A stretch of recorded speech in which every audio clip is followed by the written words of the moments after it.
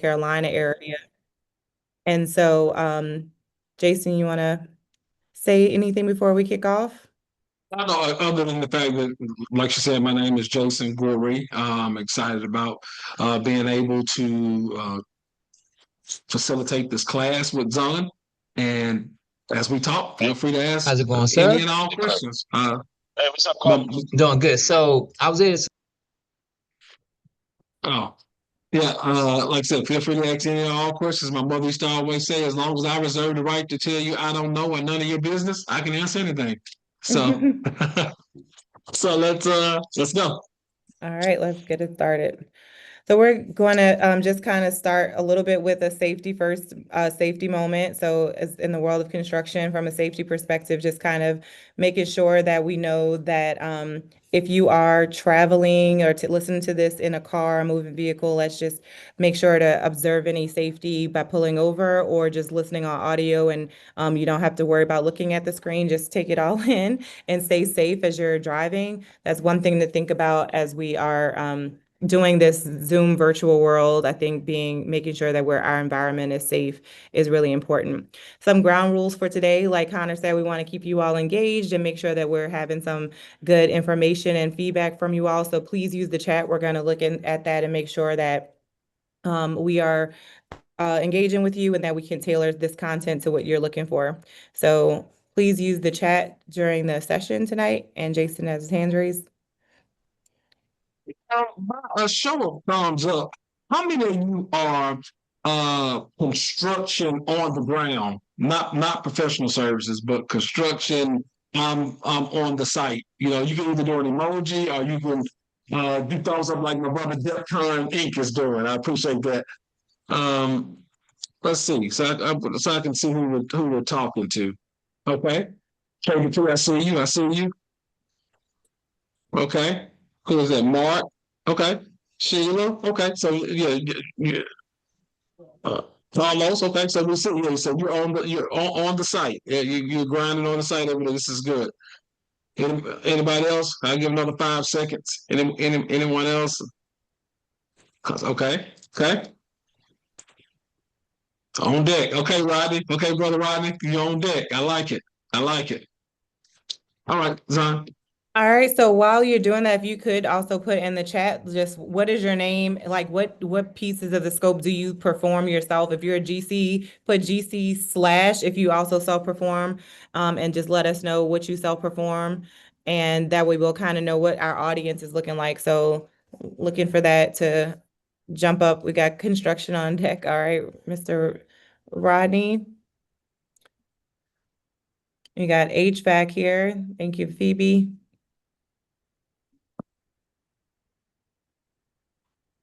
Any other trades? Consulting, solar, okay, electrical. For the solar, are you a supplier or an electrical contractor? Architecture design. Awesome. Engineers, instrumentation, electrical, site safety. Awesome. Both okay. Thank you. Environmental, lots of fun there. Okay. All right, great. Awesome. Yeah, I think this will help us to understand kind of the different ways that you might be able to scale through collaboration. This is great information to kick us off with. How many of you participated last year around this time when we taught this webinar? I think Sheila may have done it last year.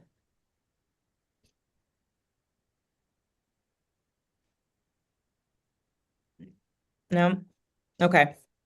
All right, so hopefully this will be new information for you all and even just a new perspective because oftentimes we find when we teach these classes that if you're not ready for to implement this stuff, then maybe you're just listening to it, but you're not at that space where you're ready to implement. So you may be at a different stage in your business right now where you are ready to think about these tools differently. So we're excited to jump into what is that.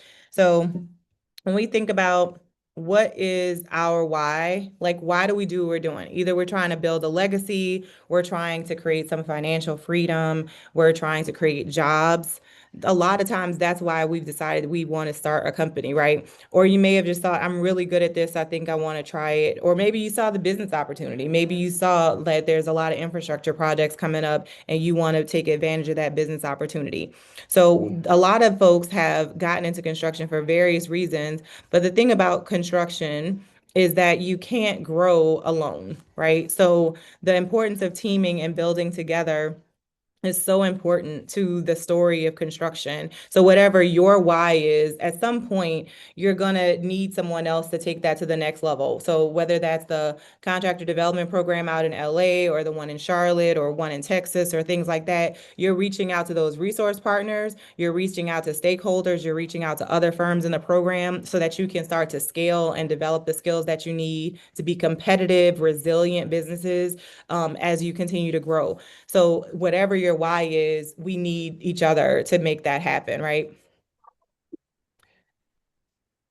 So what does that end up looking like? So when we look at collaboration and working together, one of the things that you can think about is whether you see the other firms in your area, because I saw a bunch of electrical folks on here, some different consulting firms. Do you see those folks as your competition or as potential partners? So write in the chat if you see folks that do what you do as competitors or collaborators. Quick poll here. Partners, love it. Haley. Collaborators, potential collaborators. Good, you're vetting them, huh, Arnold? Great. Collaborators, partners, awesome.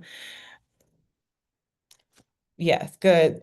That is the right mindset, right? Because you may have a capacity limitation that is challenging your business as you're looking to grow. And so being able to identify folks in your space who you see it out at a lot of these different events, things like that, then you might want to create more of a collaborative working environment with them, right? So that you can understand their quality level, their capacity, and ways that you can potentially join in with them.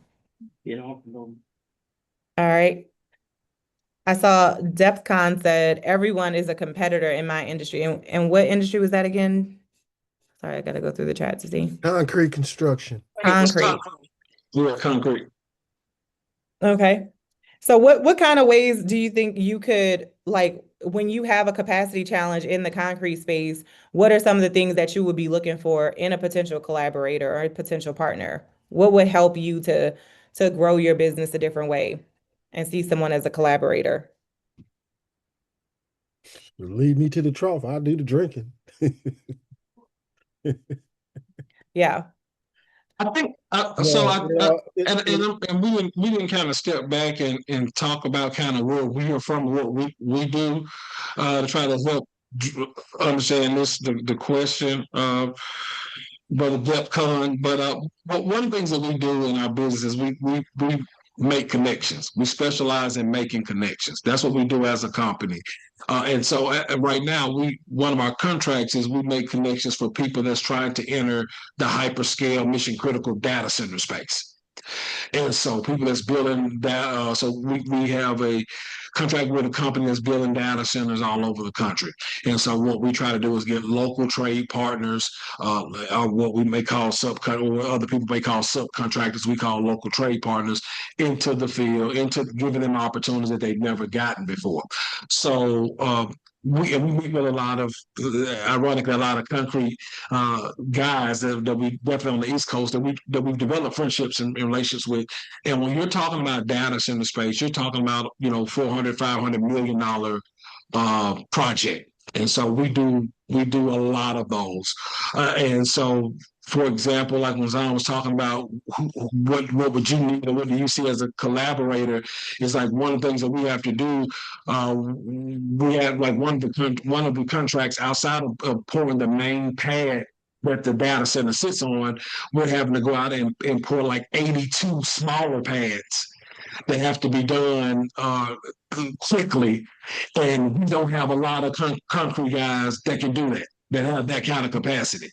They can run and run. They can pour the site can pour the deep foundation and pour the 82 smaller pads for the electrical yard or the mechanical yard. So her question boils down around, so when you have somebody that is in concrete, been doing it for years, but do not have that kind of capacity, then what do you do? Do you just say, oh, well, they're not big enough, you send them home? Or do you find out where the opportunities are for them to partner with somebody that can help them do it? Exactly. Now I understand why Jennifer signed me up for this because I for a minute I was lost. Like, why did they even sign? But I understand now, and that's exactly why I'm here And that's our because I'm apology. looking. We should have explained that.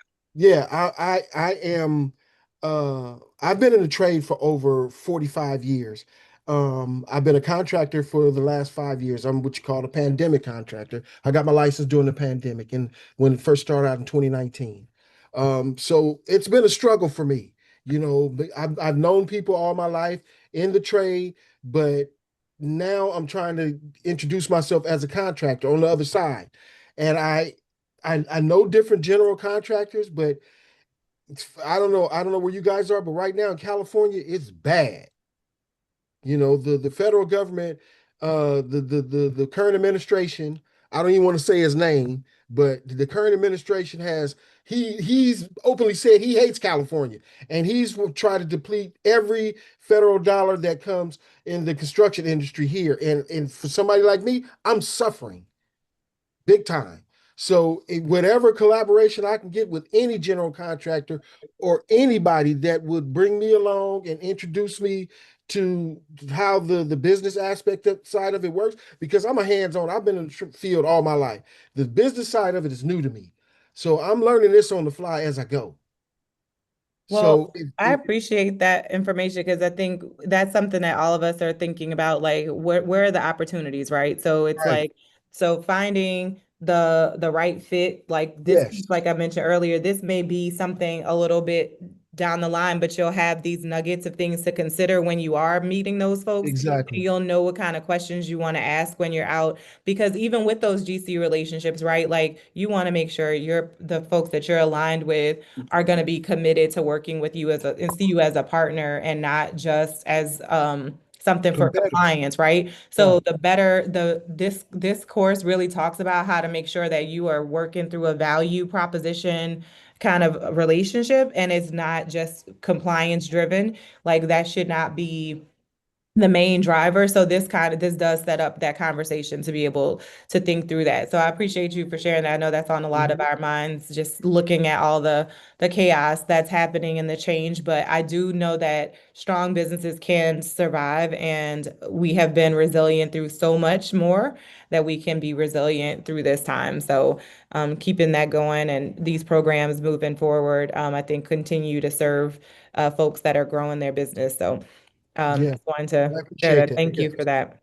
Thank you. And quickly before you go, that was part of my when you first your initial question, that was part of me being, a little jokingly by saying, just lead me to the trough, I'll do the drinking. Well, basically, I just need for somebody to align me with the right partner, the right general contractor. I can do the work. I know I can. I can put a crew together and like that if I got the means to be able to pay them. I can get the work done. I can do it. I can do it in my sleep. God knows I can, but it's just a matter of meeting the right mixture or general contractor that's willing to, bring me along and kind of, you know, um, teach me the ropes on how the game goes. But as far as doing the work, I can do the work. There's no question about that. And I got a Absolutely. plethora of guys, that's in the union, because I like to deal with union guys because I'm a union man. I like to mess with guys that know what they're doing. So, one of my mottos is I stole it from the union is train to do it right the first time.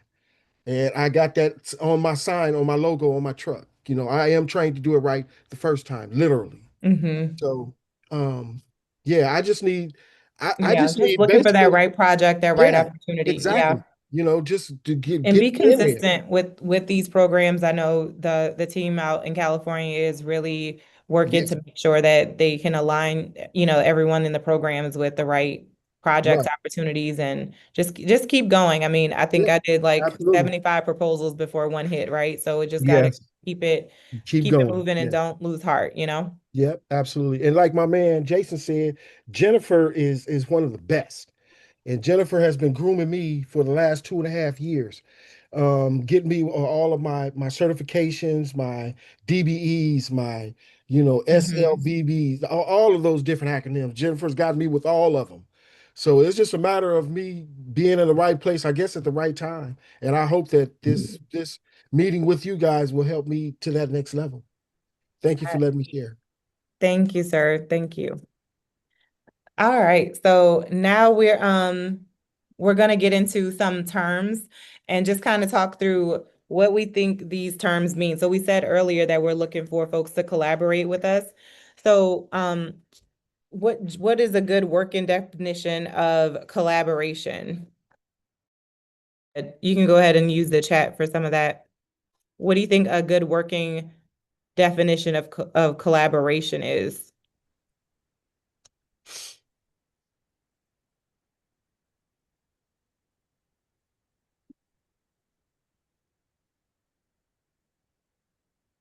No. Okay. Alliance, partnership, sharing information. Good. Working together, building that community. Good. Working together, mutually beneficial. That's important. That's important. Yeah. So when you talk about collaborating with someone, you want to be able to come to the table equally and both bring something that you all can benefit from. So collaboration is the act of working with someone to produce something, usually something new or something of value. And then we have partners. So that was something people mentioned before. So that's partner can be a legal term. And so we want to be clear on the difference between partner and a collaborator, right? So a partner, um, a partner is another someone you're collaborating with, but you want to take that to the next level. So you go from dating to wanting to get married, right? And so that partnership is you want to have a legal document that binds what you all are doing. So you might decide to become an LLP. You may decide to start a joint venture with that firm, but it becomes a new entity actually. So that partner, if you work with, yes, it's being recorded. A partner is someone that, or a company that you are working with legally, and now anything that you all do together is legally under a new relationship. Then we have some other key terms to think about, and it's around teaming. So teaming is coming together for a specific partnership, and it may not be legally structured in a certain way. You may just have a prime that's the lead on it, and they bring the partners to the table, and we all just agree that we're going to bid on this together. And if we get it, everybody's going to get their share of the scope. And it may not be a new entity. It's just an agreement that would look like a traditional subcontracting agreement with no legal structure. And then there's outsourcing. Outsourcing is when you decide that you want to work with a partner that does something that is just not in your wheelhouse. Mr. Mark Douglas. Yeah. So I've heard the term teaming thrown out kind of regularly when going to some of these prime meetings and whatnot. Um, but I've never seen or had any resources or reference material that speaks to how you actually build and bid as a team. So can you Yeah. kind of speak to that? Yeah, and I actually have a template I can send to Connor afterwards. It looks a lot like a regular subcontracting agreement where it would say that the prime bidder, like let's say High Note Technology is the prime bidder, and then you say this is my team. You may put the resumes or capability statements, and in that org structure, you may have the consortium of all the players, like of who's doing which part of the scope, but that you're the one that's getting the contract.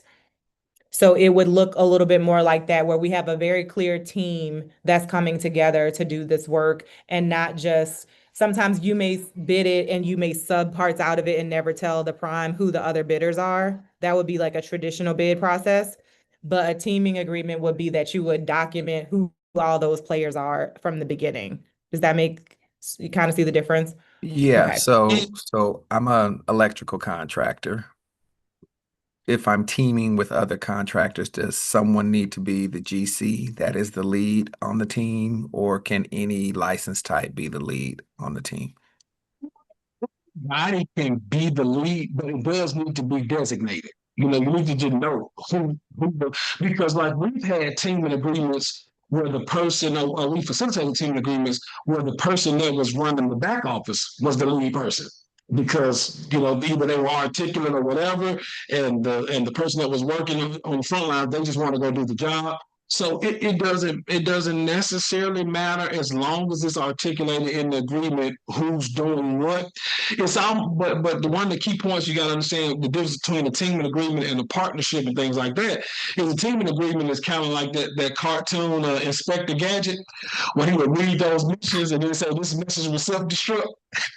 You know when you go for a deal or a bid or opportunity, if the opportunity doesn't happen, boom, the teaming agreement it goes away.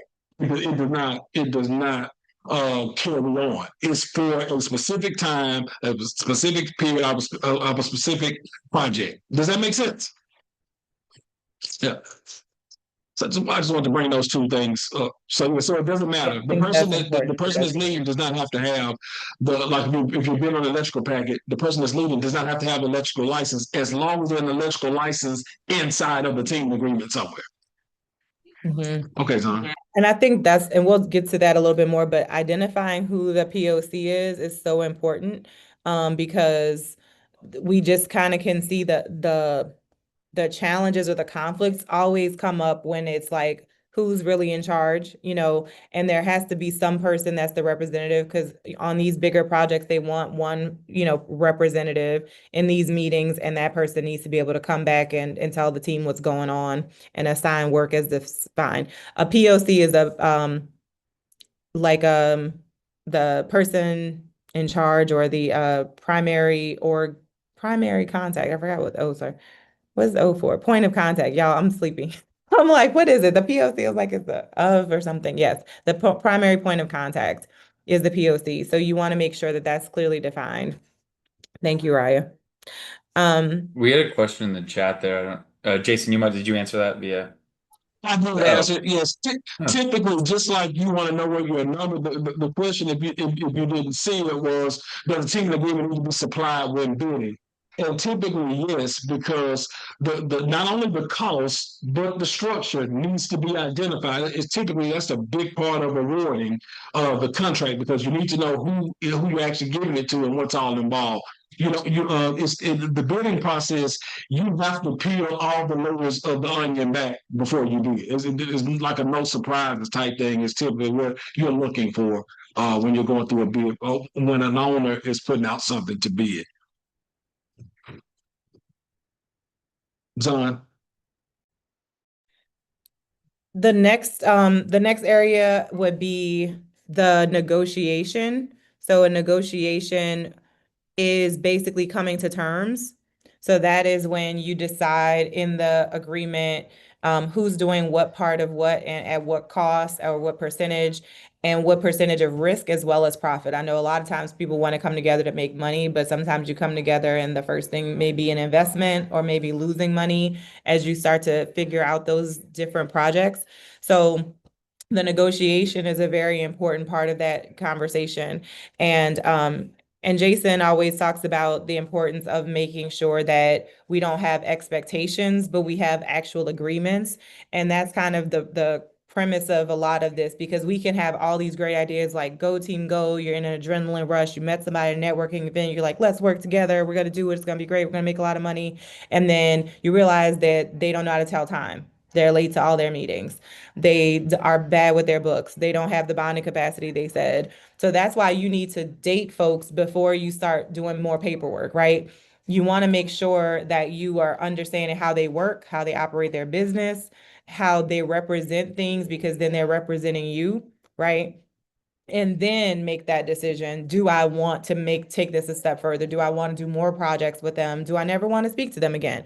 You want to make sure that you identify enough interactions with folks for them to show themselves to you, right? So that's a really important thing. Even in that negotiation time, before you get to that, you should be having those other interactions. So in here, if we got time, we will discuss expectations and agreements and how they expectations versus agreements and how they play in this bill bond process. I did see another question in the chat. If I want to participate in a joint venture agreement, I have transformers. Am I giving a financial upfront? How long is the agreement normally in place? So again, it depends on what's negotiated. I think the project or the contract length would be based on however long you say. Like Jason said, it may just be for that particular project. It may be for projects in a certain region. You may say, we'll go after projects together under this umbrella when they are in the healthcare space. This will be our team for the healthcare stuff. So whatever you decide, you want to be able to put that together.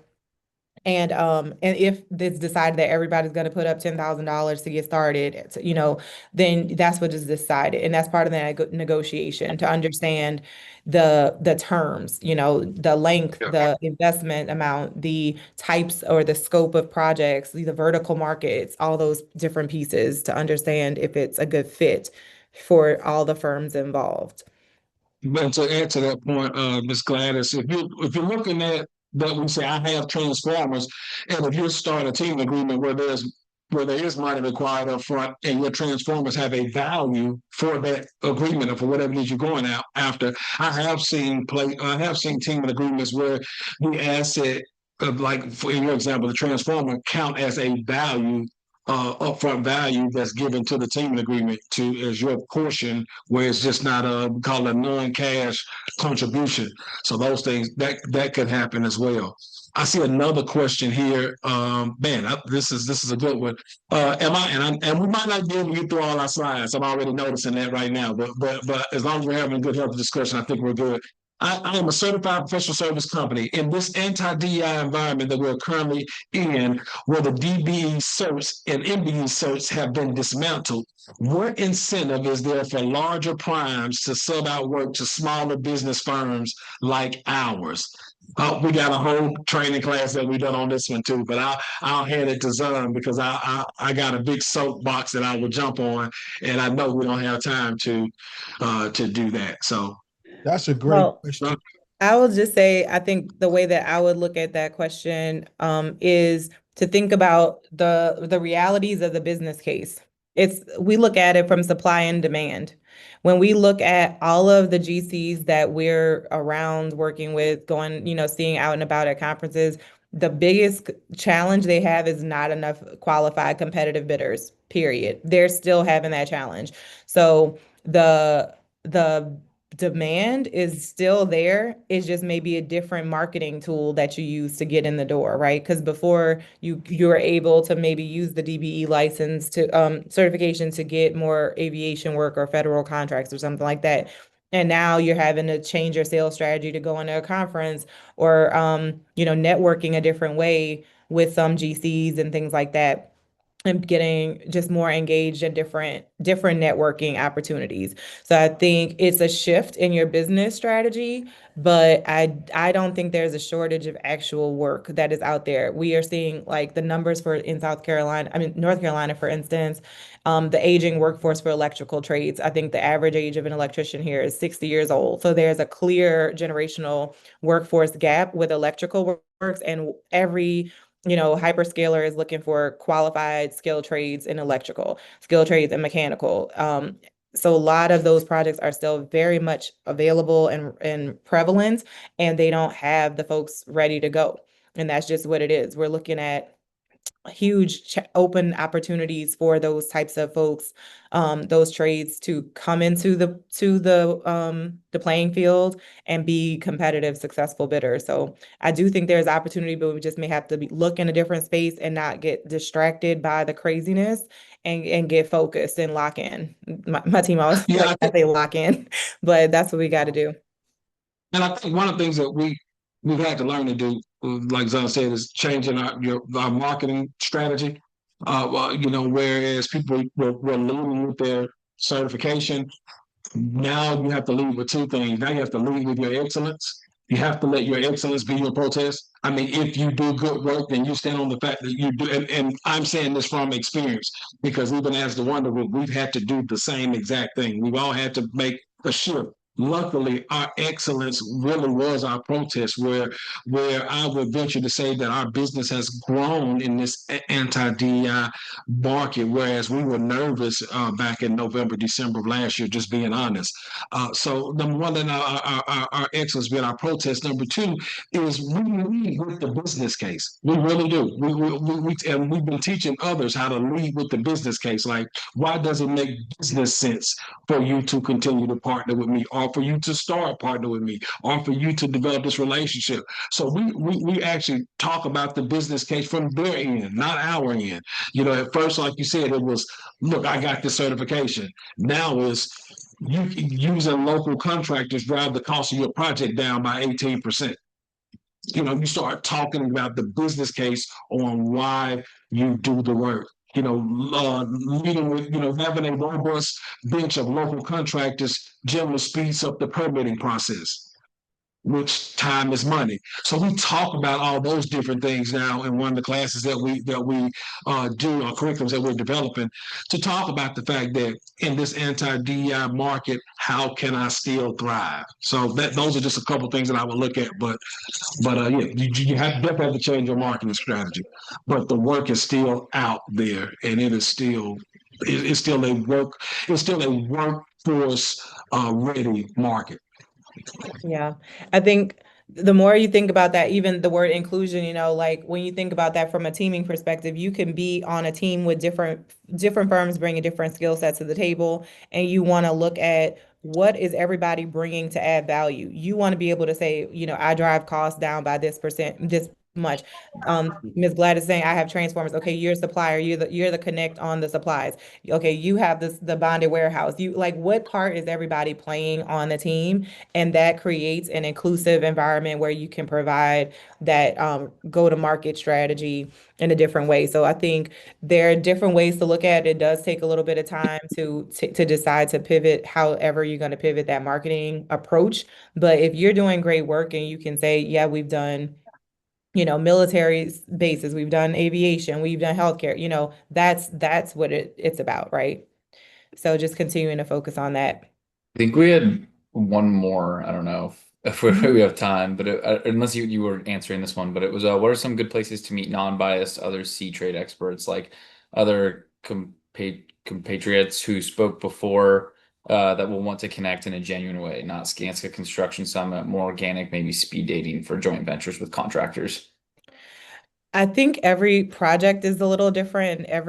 I've learned the larger firms, every market is different, every office is different, but just going and put yourself out there and see what's out there and go with the mindset that you have something of value to offer will be, what I would suggest. Because you kind of have to vet them. We go to a lot of different events and then we have to figure out which one is the best fit for what we do and the kind of folks we want to meet. So I think just give yourself even some time as you're retooling to figure out where those right places are and those right organizations might be for you. Yeah, and we talked All right. about, like John mentioned earlier, about conferences. Like we're going to this Minority Supplier Development Council conference here next week. If I'm looking for more business, I'm not necessarily trying to make it to that conference because it's a late notice, but I absolutely trying to figure out who's the sponsors, who's contributing to that, who's put up money, who's supporting it, and then find those companies in my area, in my market, because if they're supporting minority supplier conferences or other things like that, then obviously they see the business case for it. So you already have your foot in the door. So I would look at regional things like that, regional minority conferences, women conferences, things like that, and see who are the contributors and the sponsors for those. And I think that'll be a great first step for you if it were me. That's a good point. The sponsor list, looking on LinkedIn, taking that to the next level. Absolutely. All right. So now we're going to get into what does it mean to build? What does it mean to borrow? And what does it mean to bond, right? So when we talk about building, that's looking at investing in your team. How do you attract, recruit, train, and retain employees or contracts? So that's building within, building your skill set within. Then borrowing is that outsourcing model, looking at how can you identify a third party service that may be able to do some of the pieces of the business that you want to not do or you don't see as your core business. So you want to make sure that you're keeping your core and that you're able to do what you don't love. I always talk about how when I first started the company, I would keep a little iPhone note ready that had different emojis. So I would say, okay, I did payroll, I did timesheets, I did project plans, whatever I did proposals, and I put an emoji next to it. Like if I loved it, I put the hearts, the smiley faces. If I hated it, I didn't. And when everything I hated, I was like, one day when I have the budget, I'm gonna outsource that. One day when I have the budget, I'm gonna get someone else on the team to focus on that. And those are some of the ways that you can kind of keep a tracker if you're kind of just starting out to figure out what you might want to outsource. And then bond, like what parts of this maybe do you see some of your customers are looking for, but you really just don't do, and you think it will be good to find someone that does complementary work. Or like I said, if you're an electrical contractor, maybe you want to partner with an electrical supply house so that your prices can be price controlled. If you're doing site work, you might want to partner with one of the where all the rocks are, what is it called? The thing where they get all the rocks from, to be able to asphalt, to be able to partner and keep your prices managed, right? So you want to think through strategically what is the right bond for you and your business. So like for instance, in our business, maybe some of the stuff that we were like, we don't really love doing this, but it's something that is necessary. Maybe like we outsource our social media, to someone else, right? Because that's something that we don't really need to focus on, but we need it, right? So all of those are kind of things. So that could be vendor relationships as well. But bonding is really when you want to strategically identify a gap that you have that could be a value offering, and so that you can provide a more complete service to your ideal customer. And then you'll make that decision that you want to make that bond. Okay. So that when we use those terms, we'll be using those terms tonight. All right. So the first discussion that we have, even though I feel like we've been having a lot of discussions, is let's say that you are a drywall company and you have a contract opportunity that will increase your revenue by 30%. But your back office is in need of support and the procurement requirements are 15 times larger than your prior purchases. The owner is favorable toward the drywall company, but is concerned about the capacity, and the contract starts in 30 days. So the question that we're asking is, would you build, borrow, or bond to meet the contract requirements if your contract starts in 30 days? So just go ahead and write in the chat, would you build, borrow, or bond for a contract that starts in 30 days? You are a drywall company with a contract opportunity that is 30% revenue increase, but you need some support. Thank you, Corey. Arnold, thank you. Appreciate that. Jason wasn't giving me no help on that one. Bond with a strong prime partner. Okay. So we would bond. So we're saying you would bond with a prime partner. What would you want them to bond to provide? Borrow, Sheila said. Mostly everybody said bond. What do you want them to give you? What are we in need of looking at this? I'm not going to say it's online too. We need their expertise in what? We need the expertise. We need their expertise for one thing, it looks like. We need their expertise for back office. Yep. I think we're good with bonding. We might need material. Yep. So material purchase. So we need someone with some buying power and some back office support, right? Those are the main areas we agree on that. Okay, so we would go ahead. It looks like overwhelmingly the group would bond. Jason, do you have any comments on that before we look at Well, the next? yes, I do. I think there's a bond opportunity, but there's also a borrow opportunity. Like Miss Sheila said, a lot of times I can borrow faster than I can bond. Because you have agreements and stuff that you absolutely gonna need to put in place to make it happen. But like when I'm looking at my financial capacity, because I'm going to make a purchase, I got to procure something 15 times larger than I did in any of my prior purchases, then I'm probably going to borrow that. But with the owner being favorable towards my drywall, and I want to address somebody on that too. Somebody said bond with a strong prime. I wouldn't bond with a strong prime. I would remain the prime. And so you got to quit giving up your position so fast. I would remain the prime because the owner is favorable towards my company. Somebody for the workforce capacity because obviously if I'm purchasing 15 times more, that probably means I'm doing a job that's bigger than I've ever done before too.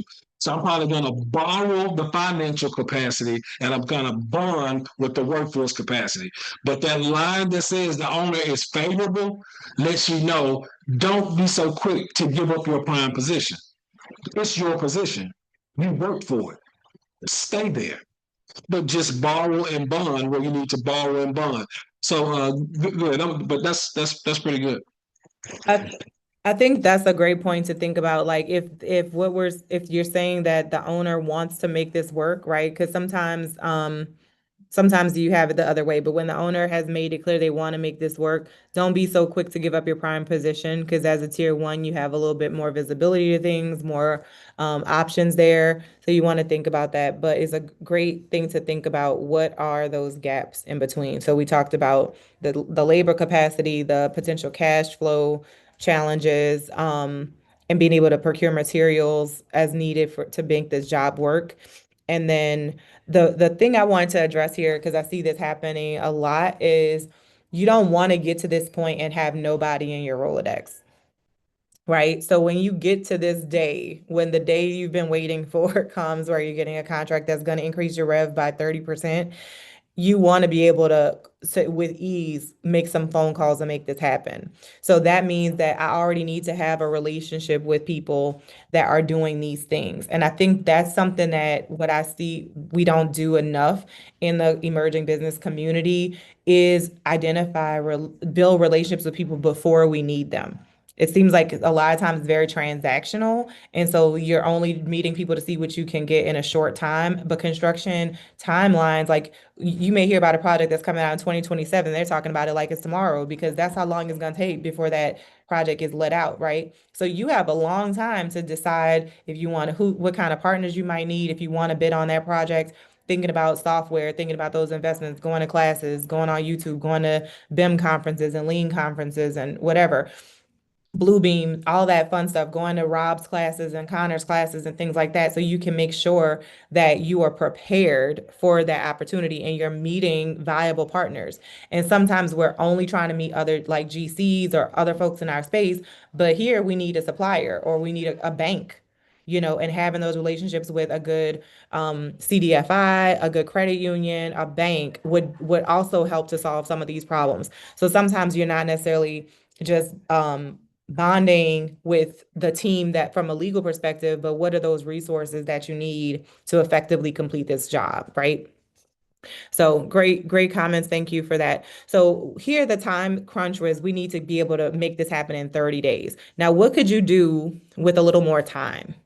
So we said, what if you had the same scenario, but the contract starts in 18 months? What could you do in 18 months that you can't do in 30 days? How could you better Does prepare change for this yeah, opportunity? does it change your answer? Do you Does still it- bond? Or do you borrow? Do you build? What do you do?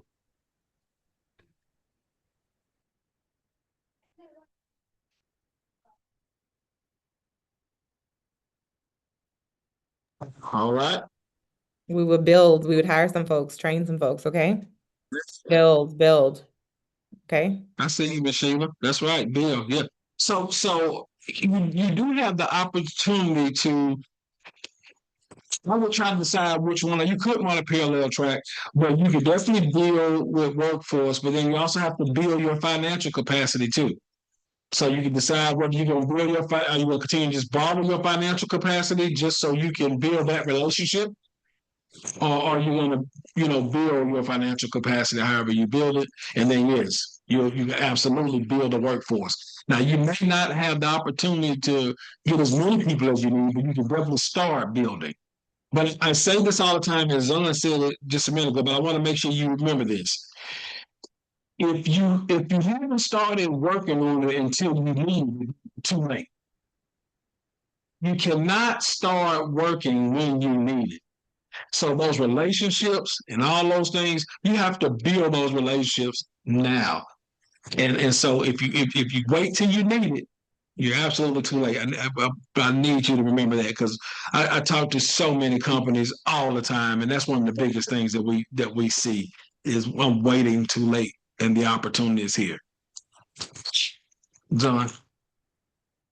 Absolutely. Yeah. I think that's the part where then the relationship isn't solid. It hasn't been through enough conflict and things like that. And then there's not a clear path forward, but for how you want to pursue the relationship. So the thing that we try to encourage folks to do, raise your hand real quick just in your hand raise emoji if you've ever heard of a business model canvas. That's what the new kids are doing instead of a SWOT analysis, y'all. So y'all can look it up on YouTube. But a business model canvas is a good way to kind of look at your business and look at the inputs, outputs, who your key customers are, and stuff like that. So what we are going to do is basically think through the gap analysis of your business. So looking at what you do well today, um, and identifying what you love doing, what work you do really well, what licenses you have, what software you have in-house, all those things. You want to look at those inputs as values, that the value offer that you're bringing to the table. Then you want to look at what do you need? So let's use this drywall example. So you need some additional back office support. You need some buying power. You may need some capital, some cash flow, things like that. Because if you have a 30% increase in revenue, that means you might have a 30% increase in invoices, which means it may be some net 60, net 90 situations happening, right? So you may need to increase some other things. So those are the desired assets. That's where you want to go. So then you want to think about how you can, when you bond with another company, how you bring those things together to create value. And it ends up looking a little bit like this. So basically, you say that you are here. So you can take this partnership canvas, draw it on some scratch paper, and think, this is our value offer. This is what we do really, really well in our business. This is the desired value that we want to bring to our customers. Okay. And then think about those activities that you want to do that you would combine. You would take the steps that you would take in the middle. Like you might go to a bank and get a line of credit. You may enter into a teaming agreement with someone and do some other activities here, and then you can create some value. So together, you want to be able to take what you have as the value offer, the desired value from the partner, some activities that you may do, and then what is the new value you create. So using that example with the drywall company, your value offer is we have a customer ready to go. That's your value, right? You got a customer that's looking to close this deal in 30 days. Or get started and ramp up in 30 days, right? You got a potential partner that has a line of credit, may have a good back office, QuickBooks payroll person ready to go. And then you all come together, and now they don't just have a bench with some good credit going. They can add some interest to that, maybe have some transfer activities, decide to work together and now create value where you can get that contract and it doesn't just go to someone else. They can get some interest on some of the fees or the money, if that's the partnership. If they are more of on the supply side or something, or they have an arrangement with McJunkin or somebody like that, and that is the desired value. You need to be able to buy your supplies at a cheaper rate. What does that look like and how does that create value? This is really important to make sure that there is a coming together to create additional value, because you don't want to just be in the relationship being kind of used in a predatory way. So it's very important that you have it in your mind what you need, and also have a timeline in your head of when you don't want to need that anymore. I think that's a really big piece too of the teaming agreements. When you decide or recognize, hey, this has been limiting me in my business and I think it's important for me to find a partner, then make that growth plan for yourself that in 3 years you're going to get there yourself. In 3 years, you're going to increase that bonding capacity or that line of credit so that you can step away from that partnership and do bigger deals on your own, or whatever that looks like. Or you may decide to work with them forever, but you want to have a plan, and so that you're not at the mercy of those folks that you're partnering with. So that's really important to maintain the power dynamic in that relationship, and to have the conflicts to be um, limited in how we operate. So I'll also go ahead and send this out. And the link to the business model canvas is a really cool exercise where it comes together, and they call this the partnership canvas. So once you do your own and you're able to do that gap analysis, you'd identify where you're trying to go and all of that, and then you put that together and identify a best fit partner for your business at this stage and season in your business. All right. So now we're going to get into expectations versus agreements. And this topic is really important because I think what happens a lot is that folks have an idea of how they think things should go, but it wasn't documented, and so it really is not an agreement. And an expectation is basically, I'm sorry. Um, So an expectation is really something that you might have thought in your head. So I try to explain it like this. So if you are going to dinner with somebody and you say, meet me at the restaurant around 7 o'clock. So you may have thought that you said 7 o'clock, we are going to meet at the restaurant. So they get there at 7:15 because they heard around 7 o'clock, right? So the expectation was, I've been here waiting for 15 minutes, and God forbid I came early to avoid traffic. So now I've been here maybe since 6:30, getting madder and madder by the moment, while you got here at 7:15 because we didn't actually have an agreement to arrive at 7:15. So it could be something as simple as that, but just in that 30-minute window, how mad am I?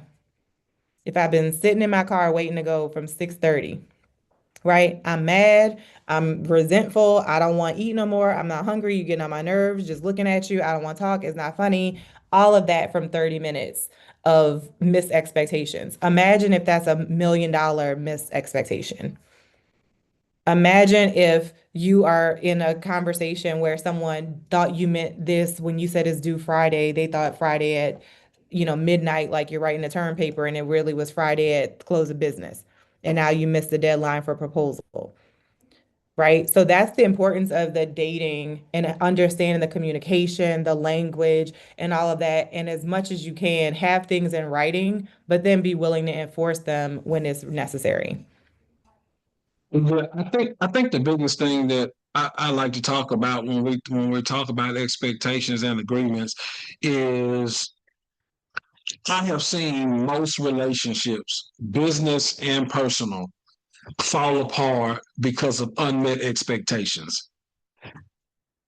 Because people were thinking about one thing, or they were saying, you just should have known, you ought to know better, I thought you would, but I don't see how you could do this. Or even like what Zahn says about the example of Friday, and you thinking Friday midnight, and I'm thinking Friday close of business, or even on if we agreed on Friday close of business, close of business at 5 o'clock on Friday, close early on Friday. So I mean, there is no So I expected, I mean, I leave early on Friday. Well, you didn't say that until you're on your close of business. So it's just those little things like that. I've seen it ruin, like you said, multi-million-dollar contracts because I said 5 o'clock close of business, and you thought I was saying 5 o'clock California time. And I didn't say 5 o'clock EST, which would have been 2 o'clock your time. All those things. There's a book that says, how can two walk unless they agree? You have to make sure everything that you expect that's the whole point of a partnership. And that's the whole point of putting it down on paper, is that everything you expect is translated onto a document. And then we transfer those expectations into agreements, and then now we can do business.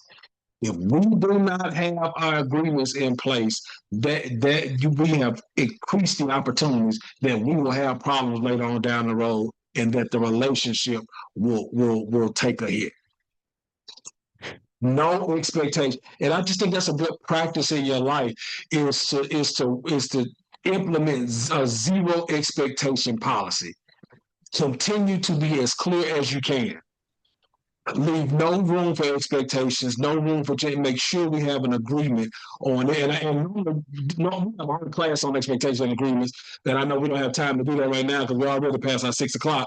So I just want to get to the moral of the story, that live a zero expectation life when you're dealing with people. Make sure you have an agreement. Zahn. I concur.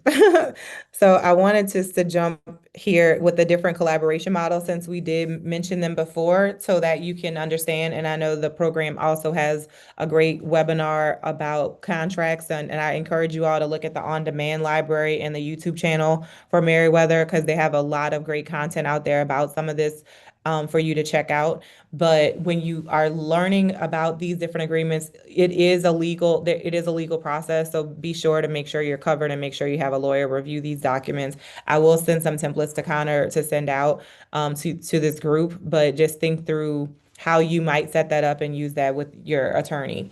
All right, so one of those is a subcontracting agreement, and that would be that typical model where there is a prime contractor and then there's different folks that are doing parts of the work. Sometimes that does not have to be disclosed to the owner in the bid process, so it just really depends. And so that becomes a prime contract. If you are the prime, then you would have another list somewhere where you're getting those estimates from other partners and suppliers. If you are a subcontractor on that, then you probably just have submitted your estimate to the prime in that instance. In a teaming agreement, the way that would look is like we talked about before, where you might have your team set up as a consortium type of group where everybody is doing a very specific scope of work on that project and coming together to provide the full service that has been requested. And that might be a lot of consultants. You might see that where there's a lead consultant and then you have different pockets of folks that come together to do it. But it is also common in the GC world, especially on federal contracts. Then the joint venture is a legal entity. It is creating a completely different entity. It is no longer your firm and their firms. This is a new entity, new taxes, new all that stuff. So be very mindful before you pursue a joint venture, because it is a whole new set of legal and tax documents and compliance documents to review. So if you are challenged with your back office with one LLC, you might want to wait before you jump into a joint venture. And then same thing with a partnership, that is also another different legal entity type. So before you change that, has legal and compliance accounting implications. So both of those are very similar in nature. A joint venture is pretty much a project-based team, and a partnership could just be just a normal new LLC that you would work on, well, LLP, depending on the structure. But again, if you're considering those, they both have some pros and cons associated with them, depending on what your trade is or what the project opportunity is and what your capacity is to do that work at that time. You may decide to be a part of a team just to kind of learn how a larger contract works, and you may just do project controls on it or something to learn how to do the paperwork. You may be doing a mentor protege thing to learn how to do the AIA contracts or something. So figure out how you want to get value out of that agreement. Do you want to get access to a BIM license? Do you want to get training in Bluebeam? Like, figure out what you want from those relationships so that it's value creation for you, no matter what you're doing.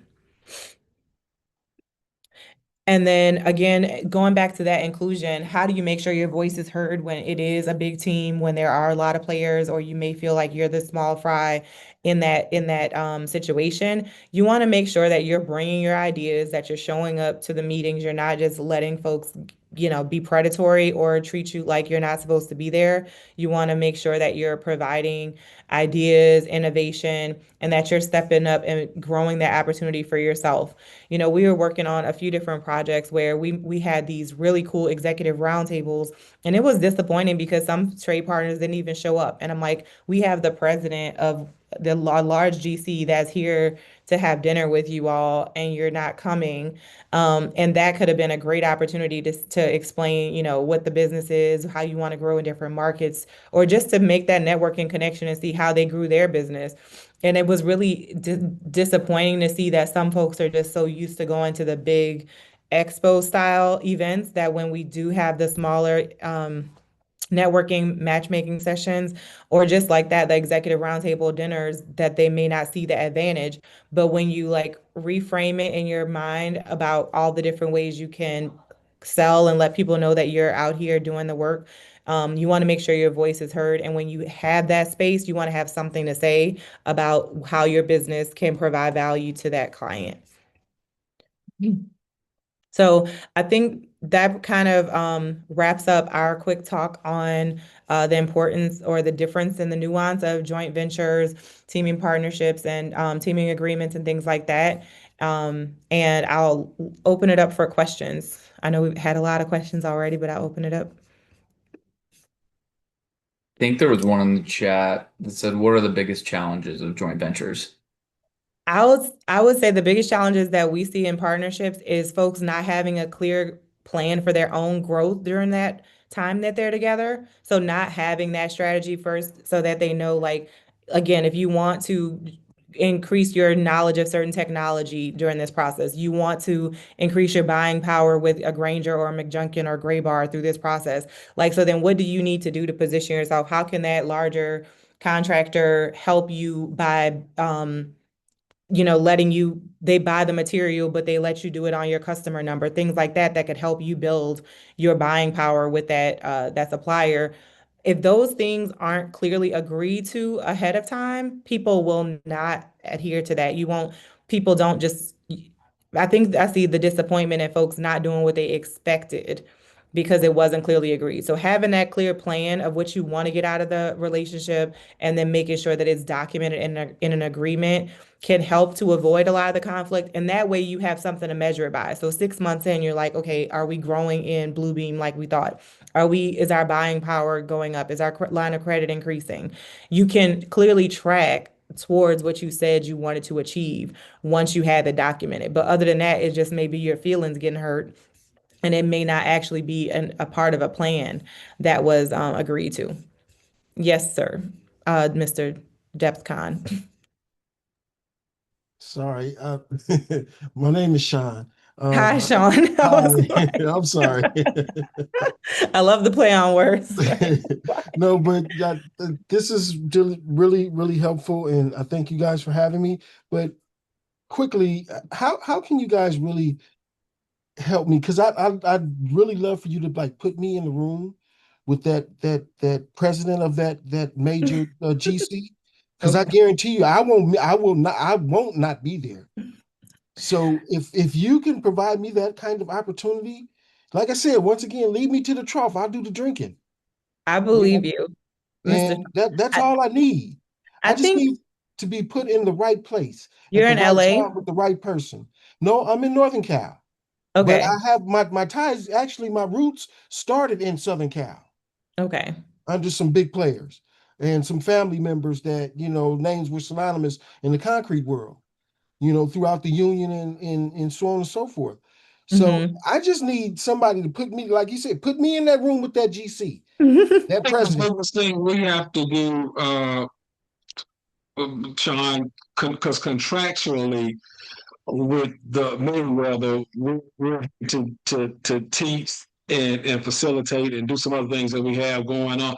I don't know if that's something you probably have to ask the Connor and the people in the team, because we legally can, going back to those expectations and agreements. We have agreements where we don't we I don't know if we can really overstep our Yeah, I was contractual gonna say obligation. Robin and Connor and the team have a lot of opportunities that are out there Right. at the different California regions. So I think just staying connected with the Meriwether team and making sure that when you see those events and things, just make sure to attend. And even on these webinars, a lot of times I know they have the city council and things like that. Make sure that you're connecting with some of those folks and following up on those project sites, whether it's Building Connected or if it's the different bidding sites. Make sure you're staying connected and following up with those procurement managers if it's a public job. But they're very connected with the AGC and all of those folks. So I would say just stay plugged in to what Meriwether is working on, and your CDM.